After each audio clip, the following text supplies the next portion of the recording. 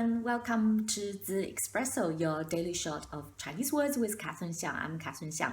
So in this channel, we aim to explore the relationship between Chinese characters and words. So if you're new to the channel, welcome and hope you will like the content today. Today's video is actually part of the video we'll talk about 数字, numbers. So last time we've already done 3 videos in this series. We talk about the Chinese numbers all the way to 4, right? And we looked at the Chinese idioms, how to use Chinese idioms contains number 1, 2, 2, and 3, 3, and 4. So here today we will move to the Chinese characters 4 and 5. And as usual, I will explain and introduce some idioms and words related to 4 and 5. So let's start.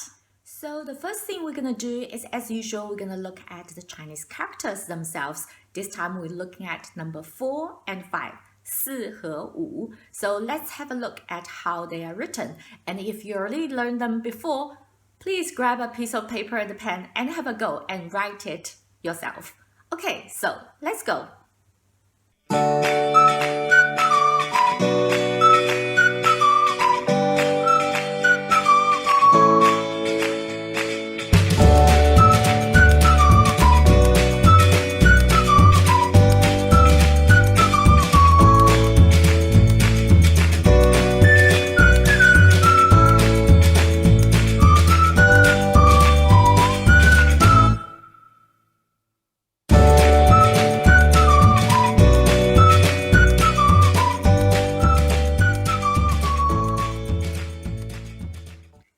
Okay, welcome back. Now we had a chance to look at how the Chinese character 4 and 5 are written. We're going to move to the words we're going to introduce today. So today I will introduce 4 idioms containing numbers 4 and 5. The first one we're going to learn is called 四分五裂. 四分五裂. 分 to divide. Okay, 四分, so divided into 4. 五裂, 裂 to be split. So split into 5 parts. 四分五裂. So as you can imagine, it means not unified, to be divided, to be divisive, and lack of center, lack of unity. So what's the story behind 四分五裂? 四分五裂 is actually from one of very famous book called 战国策. 战国策. It was talking about the story at the war period of China and when 7 key countries at the time trying to unify China. So what are the 7 key countries? They are Qin, Chu, Zhao, Han, Wei, Qi, Yan. Qin, Chu, Zhao, Han, Wei, Qi, Yan. Here you can see a map of these 7 key countries. Of course, they are smaller countries, but they are relatively weaker, so they didn't really have the power to be the one that unified China. So what's the story again behind 四分五裂? Let's see the original classical Chinese where the word is coming from. So the actual wording is 渭南于楚而不于齐，则齐攻其东；东于齐而不于赵，则赵攻其北；不和于韩，则韩攻其西；不亲于楚，则楚攻其南。此所谓四分五裂之道也。So we've seen the original. So this is actually something said by Zhang Yi, a strategist to Qin, country Qin. And I already give you the context that at the time we have 7 countries that they are all fighting. It's the warring period and they've been fighting against each other actually for a long period of time and try to unify China. So at the time, Zhang Yi, the strategist of Qin, he traveled to Wei, and this is what he said to Wei Wang. You are in the middle. The position of your country, Wei, is in the center. And that unfortunately doesn't give you any benefit, because if you're going to be kind with the country Chu and you don't be allied with country Qi, Qi is going to attack you from the east side. Now, if you're gonna be an ally with Qi, then you wouldn't be able to be friendly with Zhao because they are really at each other. So then in this case, Zhao is going to cause trouble to the north part of Wei. And if you are not going to be friendly with Han, Han is going to attack you from your west. And finally, if you're not friendly with Chu, of course, Chu being a big country in the south, it's going to attack you from the south. So if they all come attack you from 4 different directions, Wei will be conquered and divided in 4 different pieces and eventually split. And you can only maybe preserve the little center part of your country. So this is the story of 四分五裂. It's a very famous and important historical story, and basically Zhang Yi telling Wei Wang, the severe consequence if he doesn't work with Qin, and he will be eventually conquered and divided by his neighboring countries. And he succeeded in his persuasion, and then Wei did actually start to work with Qin, and eventually actually that was unfortunately a very bad strategy for Wei. At the end, Qin, as you know about Chinese history, became the first country unified China, and our first emperor is Qin Shi Huang. So this is the story of 四分五裂. And so how do we use it? In Chinese history, the famous revolutionist Sun Kai-sen, in his book, Problem of China's Future, he used this expression. He said, 如果革命家自己相争，四分五裂，岂不是自亡其国？如果革命家自己相争，四分五裂，岂不是自亡其国？ So if the revolutionists, so 革命家自己相争, they fight amongst themselves, 四分五裂, so that means they are falling apart, they are not unified, 岂不是自亡其国? Wouldn't they perish their own country?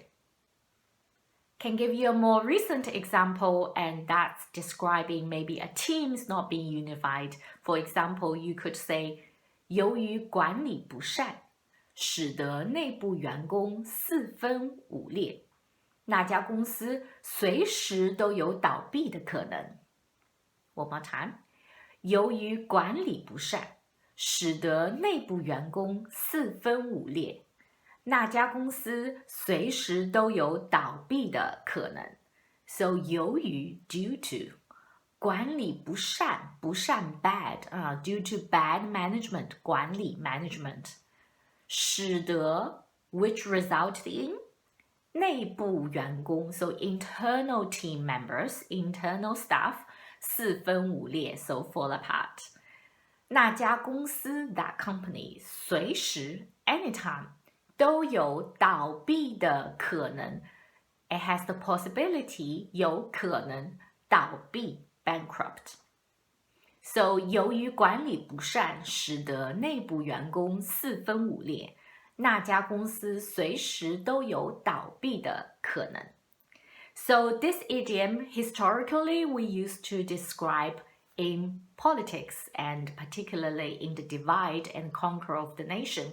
But nowadays we also use to describe a teamwork and try to not to let a team to fall apart to emphasize the unity.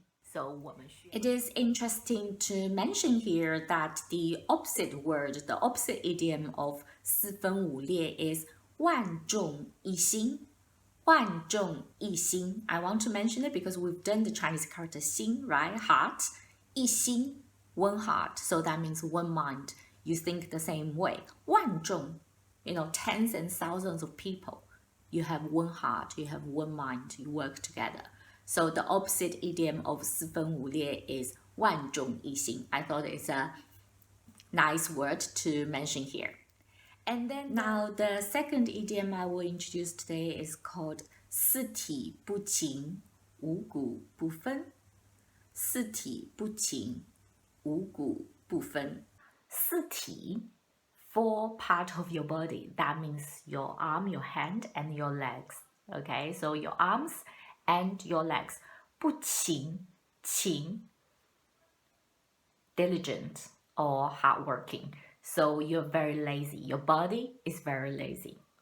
五谷不分, 五谷不分. 分 in this case means to distinguish. 五谷, 谷 here means the type of agriculture goods. So 五谷, there are 5 different agriculture goods that you will not be able to distinguish. What does that mean? So the original expression is actually from the Confucius book and it's from Confucius 微子. And let's have a look at the original expression. 丈人曰四体不勤五谷不分孰为夫子丈人曰四体不勤五谷不分孰为夫子 It means the father-in-law said, if you don't work hard and you don't have any understanding of, at the time, of course, agriculture goods, which is what is one of the most important things everybody would need to understand in order to survive. So how can you call yourself 夫子? 夫子 in this case, a knowledgeable, a gentleman or scholar. So what we mean by that, this expression today, 四体不勤五谷不分, is really to describe someone who is very nerdy and they are actually lazy. They do not really understand the ordinary world. They only just read, but they don't really exercise their body and they don't know what's going on in the world. Okay, so this is to describe that kind of person. How do we use it nowadays? It's not a very positive word to describe someone. Maybe perhaps parents might tell their children, 你不要成为四体不勤五谷不分的书呆子你不要成为四体不勤五谷不分的书呆子 Of course, you can use it to describe someone and you can describe someone, say, 他这个人四体不勤五谷不分我们不能雇佣他We cannot hire him. We cannot use him because he's a bit not practical, doesn't have common sense. So this is the expression of 四体不勤五谷不分 The third word we're going to learn is very useful. It's very useful in calculation or maths. And we say basically how Chinese say to round up a decimal number. So we say 四舍五入四舍五入 So what does that mean? If you have a number, let's say 4.9, so if we use 四舍五入, then it will become 5, okay? And then if you have another number, let's say it's 4.3, and then we will round it up and it become 4. So 四舍五入 follow that formula. 舍 means omission. So you're going to omit, if anything, that is less than 5. And 五入 ru is enter, so you will add to anything above 5. So 四舍五入, that's a expression that we use. And how do you use it? Usually you just give, suggestions or instructions in terms of how do we round these numbers up, right? So in university, sometimes when we need to give the final grade to the students, and then we can say, 我们四舍五入吧我们就四舍五入吧 So as a suggestion, so let's round it up, okay? So this is a typical way to use it and describe how you want to decide with the numbers. Right, the final idiom we will learn today is 五湖四海五湖四海湖 lakes, 5 lakes 四海海 ocean or sea, so 4 seas 五湖四海 First, where does this come from? Let's have a look at the original expression. So the very original of 五湖 come from Zhou, from Zhou dynasty. And then in the Confucius book, it mentioned 四海之内皆兄弟也四海之内皆兄弟也 That actually become a very famous saying because it means as long as you're within the 4 C's, we're all brothers. So we're all from the same family. And then we also have in Tang Dynasty a very famous Chinese poem talking about 五湖四海，斗笠为帆善作舟，五湖四海任遨游。斗笠为帆善作舟，五湖四海任遨游。So this is to describe the feeling that all the different parts of the country, the 5 lakes and 4 seas, it's all for you to enjoy and travel around. So 五湖四海 means different part of the world and different parts of the country. So as we can see here, this is the original source of where the words are from, and 五湖 actually coming from Zhou dynasty, so that was quite a long time ago. And then up in Tang dynasty, we have this very famous poem here and used 五湖四海. So how do we use it? Typically, it's a very nice way to welcome people. So usually we say 热烈欢迎来自五湖四海的朋友们。热烈欢迎来自五湖四海的朋友们。And then Chairman Mao Zedong, in his book 为人民服务 Serving the People, he also used this expression. He said, 我们都是来自五湖四海，为了一个共同的革命目标，走到一起来了。我们都是来自五湖四海，为了一个共同的革命目标，走到一起来了。So we are all coming from different part of the world, 五湖四海, or we are all coming from different part of the country. And for the common, 共同, or the same, for the same revolution goal, 走到一起来了. We have come together for a common revolutionary goal. That is by Mao Zedong in his book Serving the People. And you might be a little bit like me thinking, oh, so what are these 5 lakes and 4 seas? Actually, this is interesting. We actually don't have a common understanding of what we are referring to in terms of 5 lakes, 五湖 and 四海.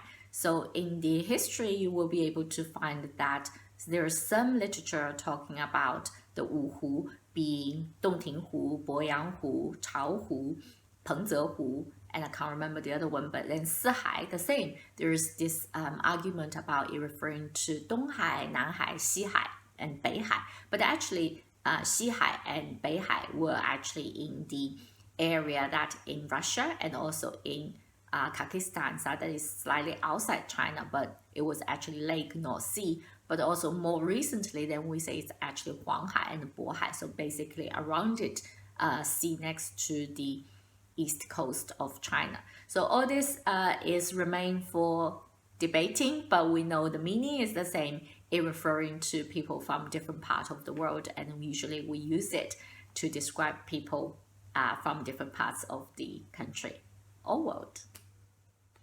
Okay, we're moving towards the end of the video, so let's have a quick recap of what we've covered today. So the first important word is 四分五裂. 四分五裂, not unified and very divided. And we use it, for example, to describe a team that is not working very well. And of course, you use it in a political sense and talking about country being divided. And the next word we learned is called 四体不勤，五谷不分。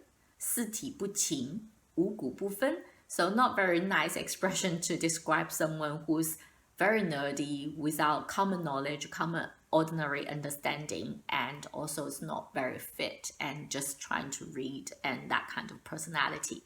Okay. And then the third word we learned is 四舍五入.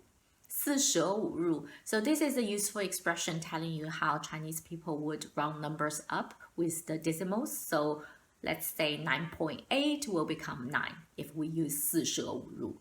And 5.3 will become 5, right? Because everything less than 5, you will omit it. So anything above 5, they will be added round up. So this is 四舍五入. And the final word is very nice, is 五湖四海. 五湖四海, 5 lakes and 4 seas, and that just referring to different part and everywhere around you. So usually we use it to describe people coming from different part of the country or different part of the world. Okay, so here's so much for today. We covered number 四和五, and we learned 4 interesting idioms and expressions with these numbers. I hope you enjoyed the video today, and if you like it, do like it, and if you haven't subscribed, please do, so you don't miss out more content. So next time we're gonna move further to number 6, and we will see how many words we can cover with number 5 and 6. So till then, keep well and speak soon. 再见。